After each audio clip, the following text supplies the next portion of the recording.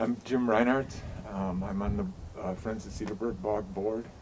I used to work here at the field station for a long time, and I think that this is our 40th winter hike, sponsored by the field station and sponsored by the Friends of Cedarburg Bog ever since they've been in existence. The Friends of Cedarburg Bog pretty much do all the public events now out of the field station here. They've been doing that, and they added the chili dinner, which those of you who have never been and this year for a virtual event is your first introduction, you gotta come to an in-person winter hike. And I'm Pam Mieline. I'm also on the board of the Cedarburg Bog, and this is my first time going out into the bog in the winter, and I can't wait. And since you all can't be here with us today, we hope that this is an adequate replacement and that you come and join us next year. Pam is chair of our events committee. So we're here in the field station office building, lab building. This is a mile from here to here. This whole area here is all the Cedarburg Bog. So a mile and a half to two across, 2.5 miles north to south, almost 3 miles north to south. And Mud Lake, we'll look at Mud Lake from the hill right up over here. Wonderful to get on in the winter. You just go up the trail in here, and it's just wonderful to explore. But we go up over this hill where we get a real nice view of the bog, and look at this woods here, which is like a landmark in a huge part of the bog. If you're on Mud Lake, you can see this hill every place out in this part of the bog. It's pretty cool. And then we go out, we cross the road, go through the forest, and if you were close enough, and you can see this, you can see right there where the little bridge crosses the stream. And then the boardwalk trail goes out over 2 islands out in the bog, but we take off in the winter and go up this little creek. And it's, I call it a stream until we get all the way up to here. I think there's a channel. And then from there, we skirt this big open string bog area where we're going to see little ridges of stunted cedar and tamarack trees. And it's real open right in here. And we kind of skirt that and keep headed north, north, north, north, north. And then we come to the east and hit Long Lake way up at the north end. If we can get on it, a lot of times there's kind of bad ice here. And then we have to pick our way and find good ice to get to Donut Lake if we're going to go that far. Any place that water flows in the winter in the bog, and especially if you get big early snows, it doesn't make any difference how cold it gets that winter in the bog. In the places where there's flow, or any kind of upwelling of groundwater or something, there's going to be, I call it bad ice, just something you put your foot through. Most places on the bog, it's not like fall through to here. Although somebody did on a winter hike a couple of years ago, fall through right there. Went where I told them not to go. Okay, so we're going to be going out, up the stream, all through here. This is a mile from here to here, so we're talking about kind of snaking around probably a 1.5 mile hike one way.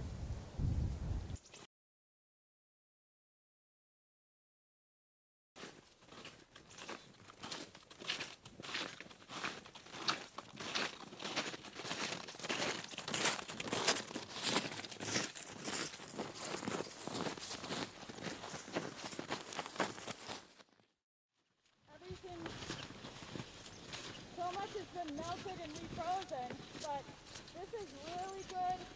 We're on a hill on the field station overlooking Mud Lake, and we always stop here because the view is so beautiful. But on the far horizon through the gap there, you can see those high tension power poles there. Those actually run across the southeast corner of the bog, so it's all wetland, all bog from here to there. And most of it is Mud Lake, and Mud Lake is just a fantastic lake to get out on because you feel like you could be up in in the muskegs of central or northern Canada. You're down there in the cattails and bulrushes. And the access in the winter is real nice off of Cedar Sock Road, and you can just, you come up into Mud Lake and you can ski or snowshoe or hike around on it. Okay, so we see Mud Lake, we see the hill on the far horizon. Those trees are along Cedar Sock Road. There's a woodland right along there.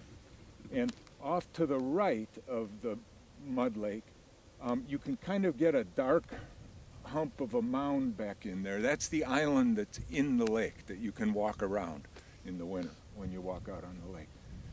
And then if you pan to the left, over here there's a real distinct island that you can see, a cattail marsh between us and that island. And that island is at the north end of Mud Lake, but there's not a whole lot of open water that actually connects to it. It's mostly cattails. You'll see that they don't feel it's worth their time until they're desperate, you know. Yeah, but well, the one that I think I heard about in particular was high bush cranberry, the native one. Okay.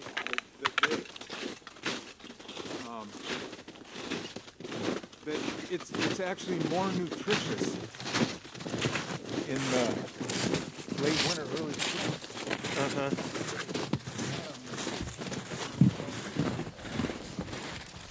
Thank you.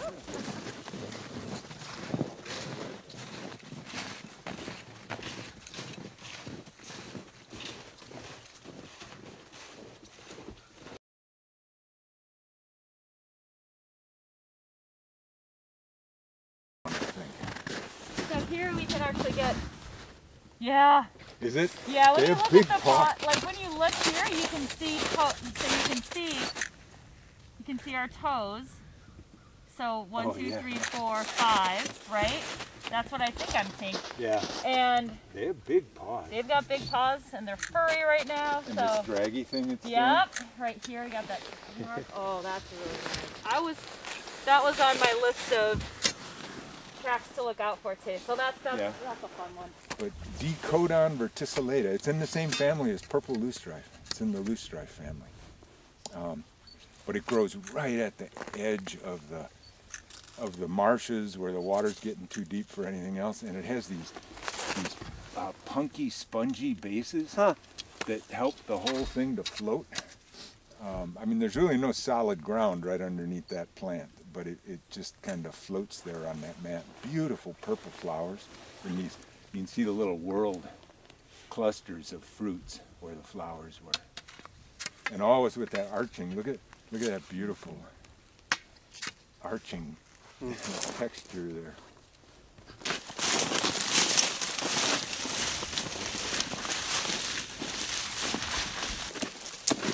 And there's not a lot of ice right here. This is a bad spot right here. So step over that whole area right there. Whoops, don't step onto that area though. There's sticks are right my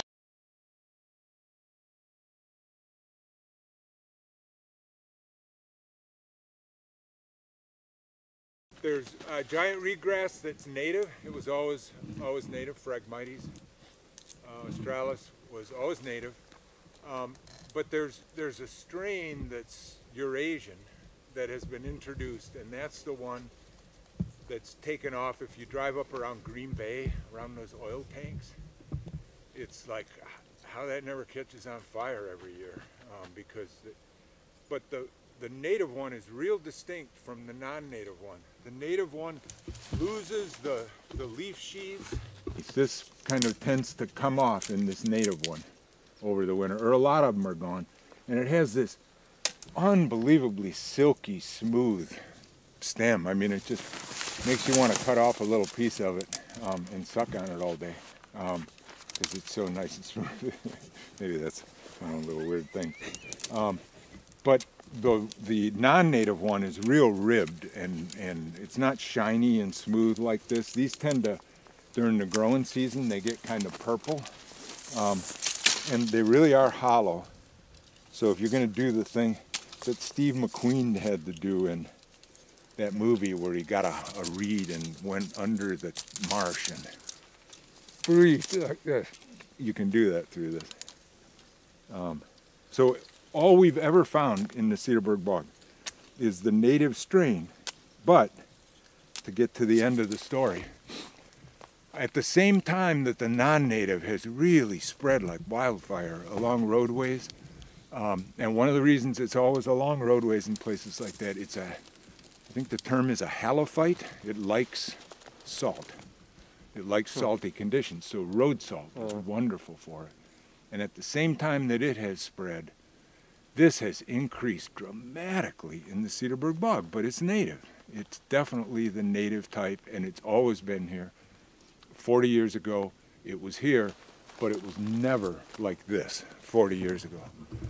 15 years ago, it wasn't quite like this. And is this a slight halophyte too? And is it possible that the road salt that we put on Highway 33, I've asked a geologist friend of mine, and he said that when it gets dry and aerosolizes as the cars go by, that it's amazing how far that salt can move, and that it's possible a tiny bit of salt could influence a community. Huh. You know, I don't know. I mean, I don't know that that's what it is, but it sure has increased. On the edge of the string bog, and it's going to get way more obvious in just a minute, but we're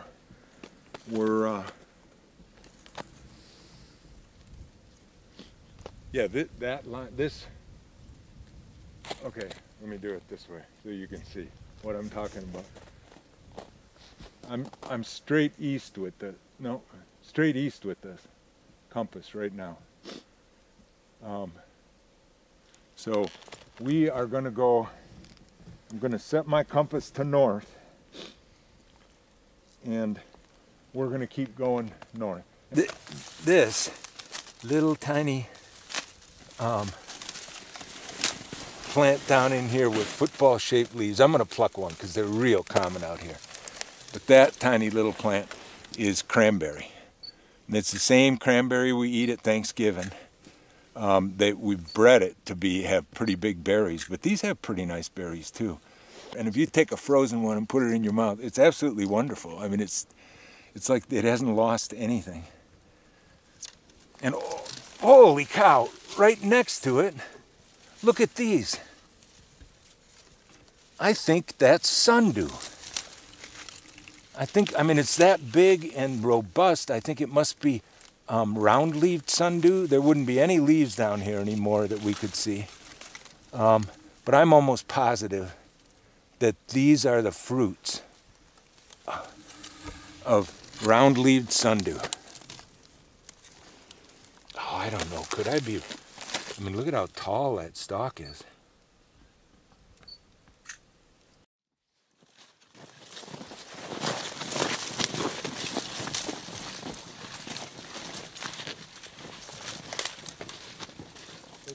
You know, the neighborhood for you guys has really been out there at the beach.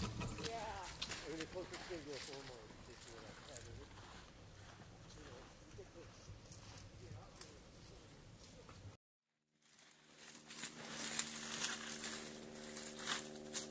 I don't know. This is getting pretty iffy without snowshoes on today.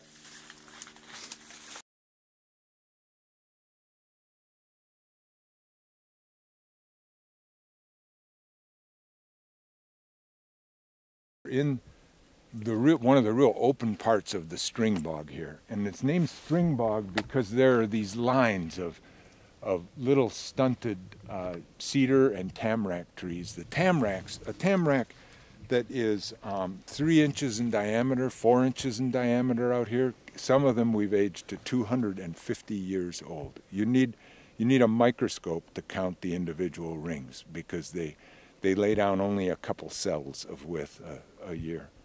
The cedars aren't quite that old, but a lot of these cedars are 100, 150 years old.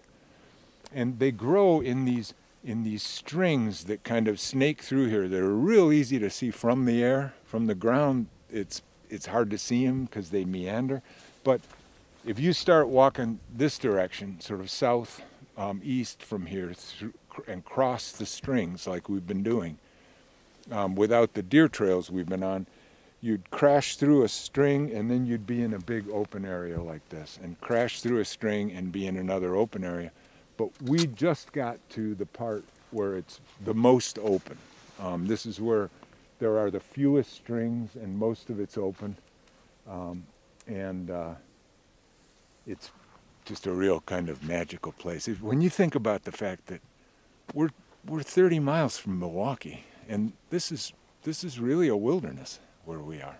It's one of the last, maybe one of the only wilderness areas in southeast Wisconsin. 2,500 acres of relatively pristine plant communities and habitat. It's pretty amazing.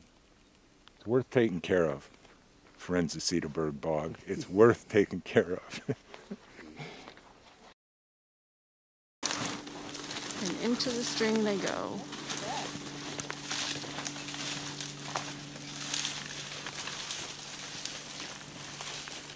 Yeah, it might be easier to go back. Oh, here we go. Woo! We're almost there.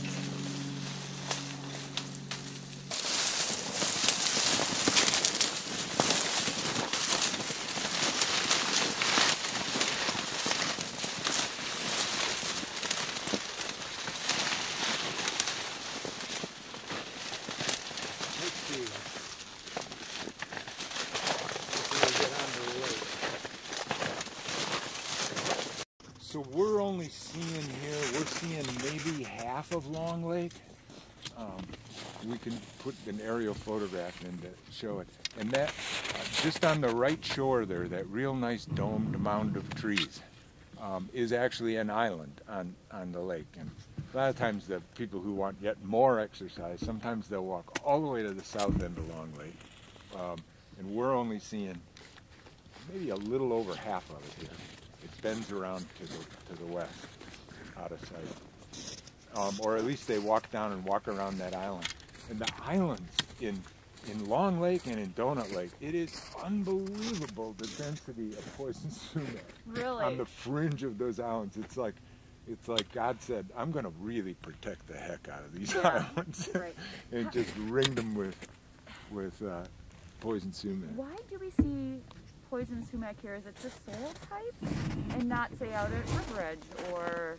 It's the poison sumac only grows in wetlands. It has white berries like poison ivy, but when people ask me how do you tell the difference, my standard answer is if your feet are wet, it's poison sumac. Yeah. If your feet aren't wet, it's not poison sumac. And I, at least in southern Wisconsin, I don't think I have ever been into a swamp that has tamarack that I didn't also find some poison sumac. Good to know. Two really are in the same habitat. Because that's a new one for me that I've really only encountered at the bog, but one that we should all have in our memories. And this Long Lake is very similar to Mud Lake. It's a typical Wisconsin muck bottom lake. Mud Lake is the most common lake name in Wisconsin. Silver Lake is second, but Mud takes the. It's so creative. Takes the award. And this is actually in the summer when the water levels are high in the summer. If you could find a place that's actually 4 feet deep in this lake, I think you'd be doing real good. Where we are, it's probably 2 feet, even less. Most of this is often covered by lily pads. So both lakes are so shallow that they have what's called winter freeze-out of fish, which is actually a drawdown of the oxygen level by decaying that's going on down there, and especially if it gets a snow cover, there's not enough photosynthesis of the aquatic plants to use the carbon dioxide and replenish the oxygen. So the only fish that live in this lake and in Mud Lake is actually a really diverse fish community, but it's none of the big predator fish, and maybe therefore so diverse, but it's a bunch of different species of, two species of sticklebacks, there's mud minnows, there's different kinds of shiners and darters, and I know Mud Lake has about 12 different species of fish that grow. in the lake, and they're all little. And the most abundant one is little bitty stunted. I've never seen a big one, but bullheads. Oh. Little tiny bullheads. Really? And some years they're so common in there. Yeah. And there's no real flowing surface water outlet for Long Lake, but Mud Lake flows down into Cedar Creek and is a major northern pike spawning area for the whole Cedar Creek system. They run up into Mud Lake in the spring. But a lot of those fish, like sticklebacks and mud minnows, you will find them just in pools in every place we've been walking through, in the wetland itself.